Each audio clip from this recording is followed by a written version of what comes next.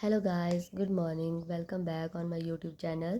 Today we will start next topic of chapter number 2, that is nutrition in living organism, that is man and animals. Okay, तो last class में हमने nutrition in human पढ़ा था, जिसमें हमने पूरी different जो पार्ट होता है एलिमेंट्री कैनाल में उनके बारे में पढ़ लिया था। तो आज हम डिटेल में इनके बारे में पढ़ेंगे। ओके, तो आज का हमारा जो टॉपिक है that is mouth and buckle cavity. तो आपका माउथ क्या है, कैसा है, और बक्कल कैविटी किसको बोलते हैं। In human the food is taken through the mouth from where it goes into the buccal cavity. तो ह्यूमन बींग में जो फूड होता है कहाँ से लिया जाता है, मुँह के थ्रू लेते हैं ना, और ये बक्कल कैविटी में जाता है। ठीक है, पूरा एरिया इसको बक्कल कैविटी बोलते हैं। Buccal cavity contain teeth, tongue and salivary gland and it release the saliva here in the buccal cavity. तो पूरे दांत है, जीभ है, ठीक है, सैल्विक ग्लैंड है, ये सारा आपका बक्कल कैविटी में आता है। और इसी एरिया में आपका भोजन के अंदर सलाइवा सीक्रेट होता है ताकि आपके भोजन के अंदर जो भी स्टार्च है उसका डाइजेशन यहाँ से स्टार्ट हो सके। ओके, अब एक एक्टिविटी है, एक्टिविटी 1। आपने क्या करना है, chew a piece of bread for 3 to 4 minute. Bread का पीस लेना है, रोटी ले लेनी है, 3-4 मिनट तक आपने उसको चिबाते रहना है। Note the change in the taste you chew it. जब आप उसको च्यू करते रहोगे ना, चिबाते रहोगे, निगलना नहीं है, उसको चिबाते रहना है। फिर आपने 3-4 मिनट के बाद जो है उसका जो टेस्ट है उसको मतलब मेज़र करना है, एक तरीके से आपने एनालाइज करना है कि किस तरीके का टेस्ट आपको आ रहा है। Describe the observe change in the taste, why there is change in the taste. तो जैसे आपने मुंह के अंदर रोटी डाली ना या ब्रेड डाला, तो उस टाइम उसका टेस्ट आपको कुछ अलग लगेगा। जिस तरीके जब आपने उसको चबाया उसके बाद आप उस टेस्ट को इमेजिन करोगे तो आपको अलग लगेगा। The saliva contained acid juice that break down the starch from the sugar. जो सलाइवा होगा आपकी मुंह में, जो सलाइवा है वो आपके भोजन के अंदर जो स्टार्च है उसको तोड़ देता है और वो शुगर बना देता है। देखो कितनी जल्दी बनता है वो प्रोसेस, 3 to 4 मिनट्स में आपको उसका चेंज दिख जाएगा। जब आप रोटी चबाते हैं अच्छे से तो आपको मीठी लगती है ना। Hence starchy substance that is tasteless. कोई भी स्टार्ची सब्सटेंस है जब आप उसको चबाते हैं तो उस टाइम वो बिल्कुल टेस्टलेस होता है। When chewed for some time it taste sweet.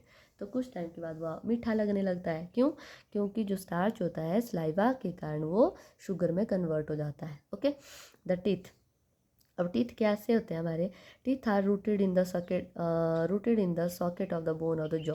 तो ये जो दांत होते हैं ना हमारे, ये जॉ जो है, जबड़ा है, उसके सॉकेट के, मतलब यहाँ पे एक आपके खौल की तरह स्ट्रक्चर बना होता है, मतलब एक खांचा बना होता है एक तरीके से। ठीक है, हर एक दांत के लिए।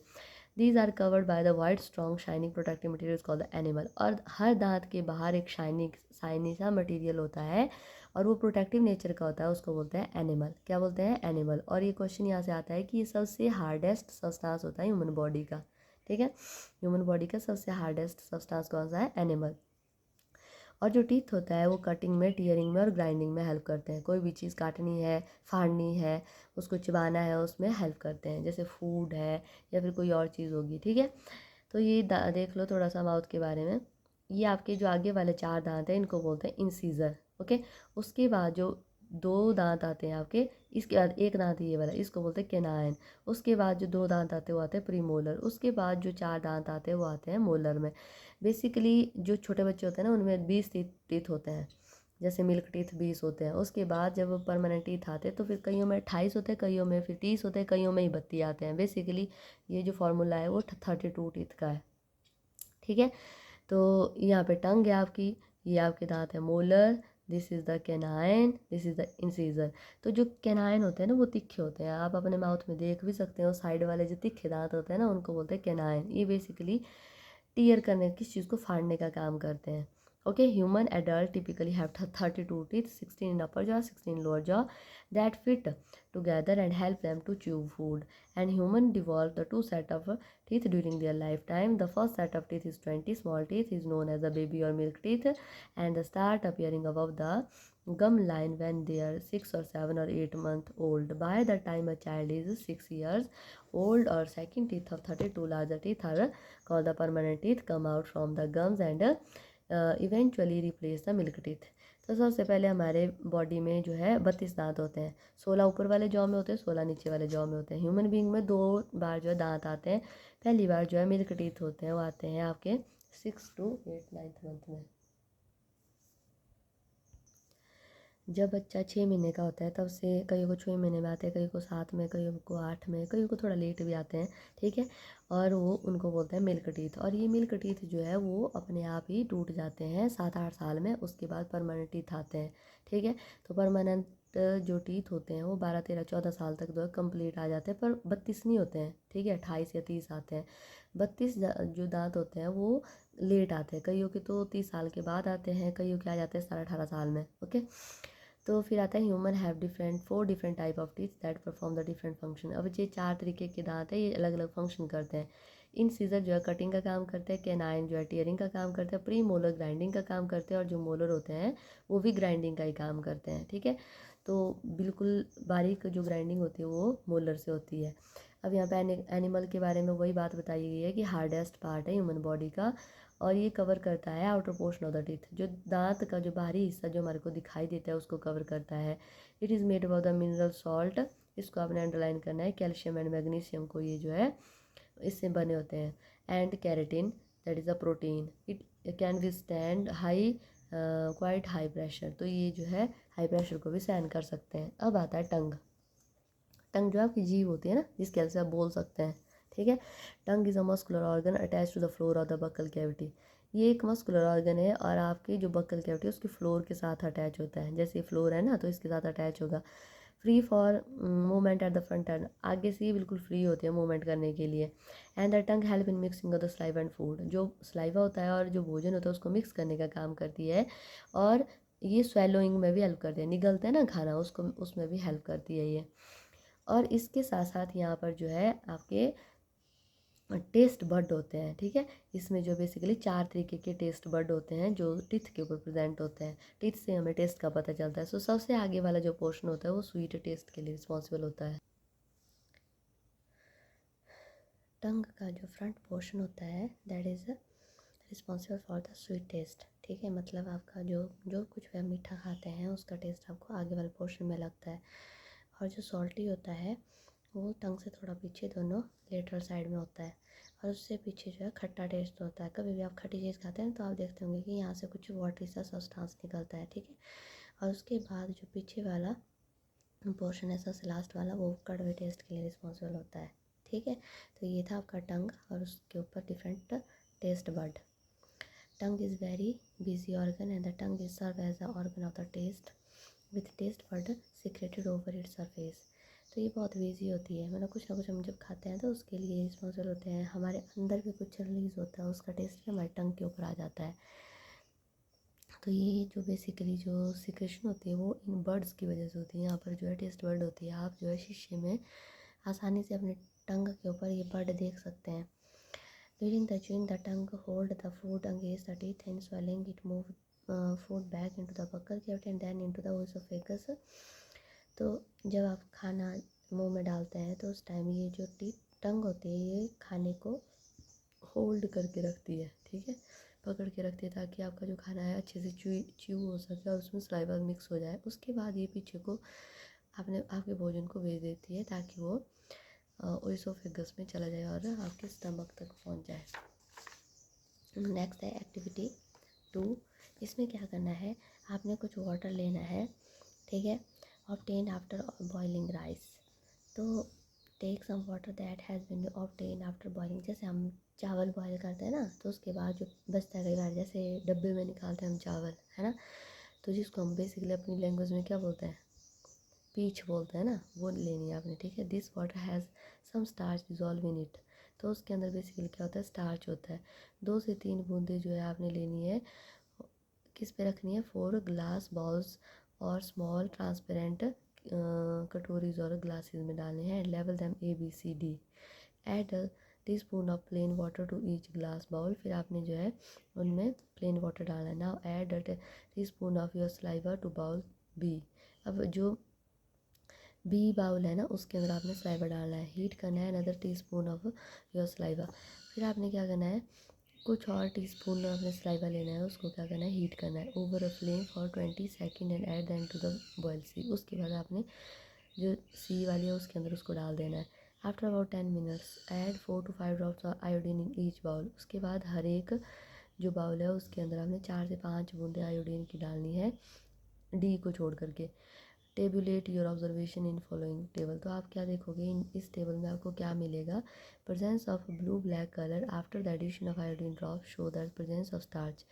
तो आपको जो है ब्लैक और ब्लू कलर का जो सॉल्यूशन है वो चेंज होता हुआ दिखाई देगा। जो भी आपने लिया है ना सॉल्यूशन राइस का, वो आपको ब्लैक ब्लू कलर में चेंज होता हुआ दिखाई देगा।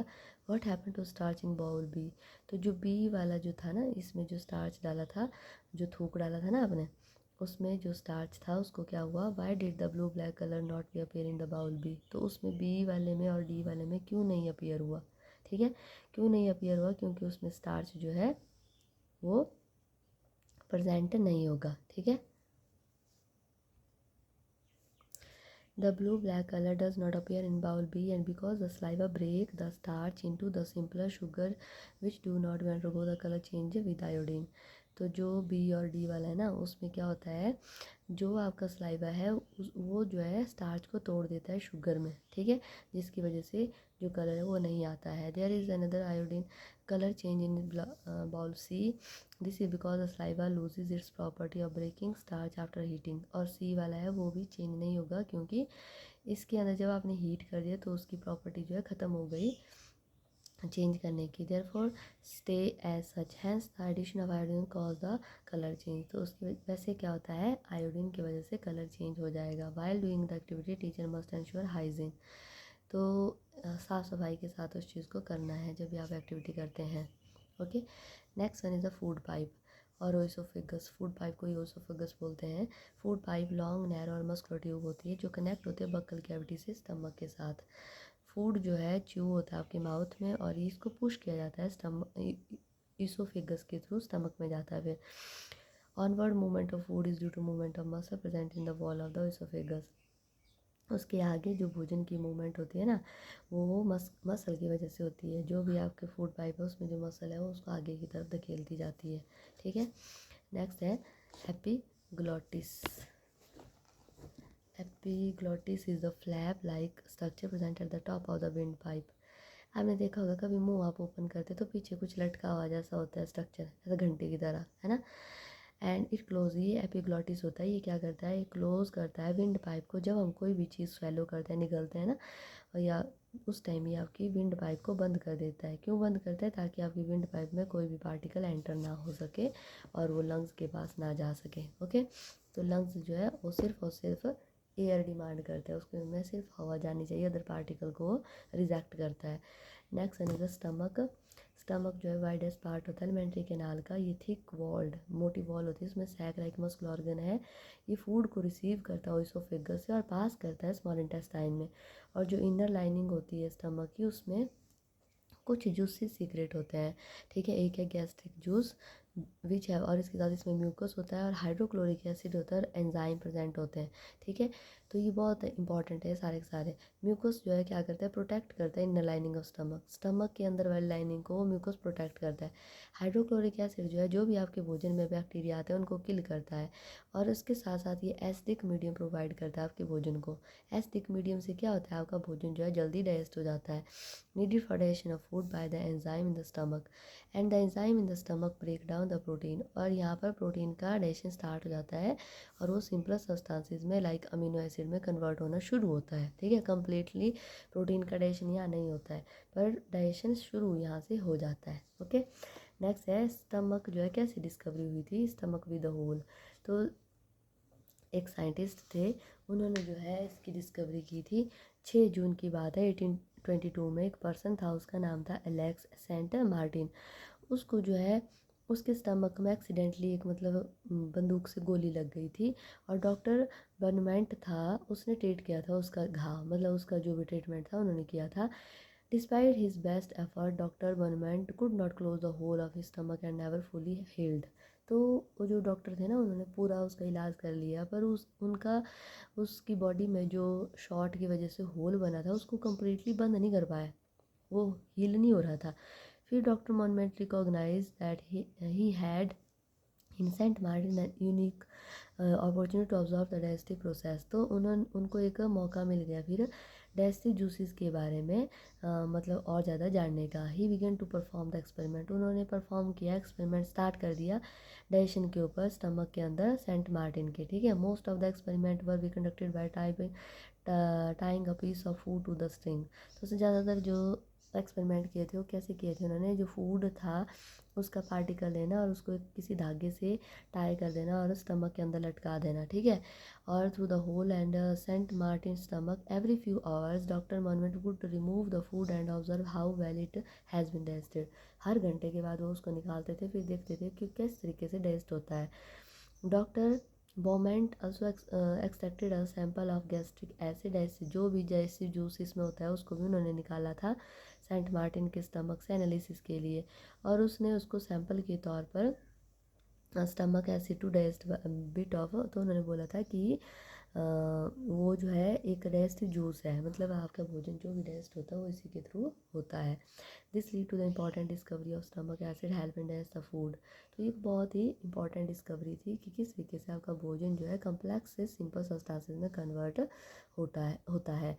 न्यूट्रिएंट जो भी स्टमक में होता है उसको जो है कैसे वो यूज़ होते हैं। It was a realise digestion is primarily a chemical process does not mechanical process. तो उन्होंने बोला कि डाइजेशन जो है कैसा है, एक केमिकल प्रोसेस है ना कि मैकेनिकल प्रोसेस है, ठीक है। मतलब डाइजेस्टिव बेसिकली केमिकल से होता है। तो इसके आगे का जो टॉपिक है स्मॉल इंटेस्टाइन, उसको हम नेक्स्ट क्लास में करेंगे, ठीक है। आई होप सबको यहाँ तक समझ आ गया होगा। आपने इसको अच्छे से फिर से पढ़ना है और इससे बहुत सारे क्वेश्चन बनते हैं, ओके। तो इसके साथ मैं ये वीडियो यहाँ पे ख़त्म करने वाली हूँ।